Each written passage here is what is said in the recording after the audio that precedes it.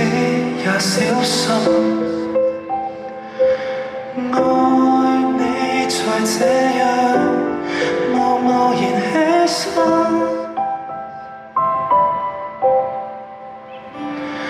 似4月某天，明知將有安穩，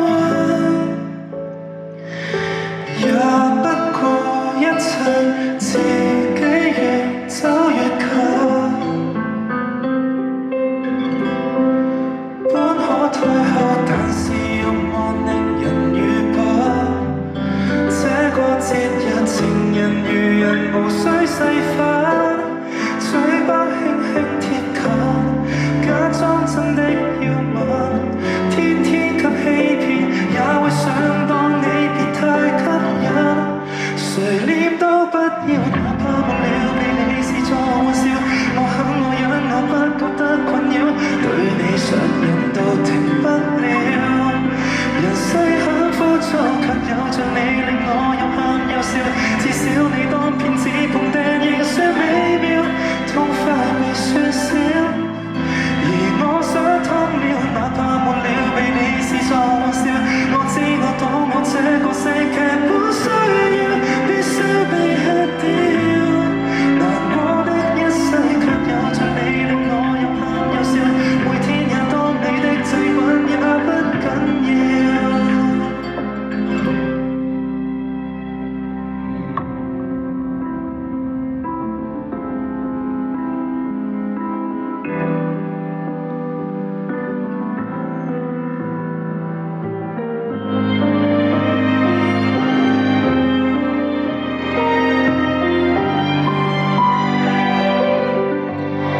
何解這節日還是做盡亦無懲罰？誰的惡作劇無聊無情如此缺德？多麼傷心離棄，不捨得追究你，始終准許你設計佈置殘酷遊戲。誰念都不要，哪怕沒了被你視作玩笑。我很愛忍，我不覺得困擾，對你上癮都停不了。人世很枯燥，卻有着你令我又喊又笑。至少你當騙子碰釘亦算美妙，痛快未算少。而我想通了，哪怕沒了被你視作玩笑。我知我懂，我這個性劇本需要必須被吃掉。難過的一世，卻有着你令我又喊又笑。每天也當你的祭品也不緊要。人節會多少，才有這資格來纏繞？人家失多少，才能令你快樂？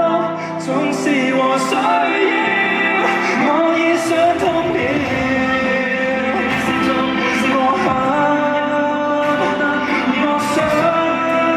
我想被你吃掉，至渺小的我，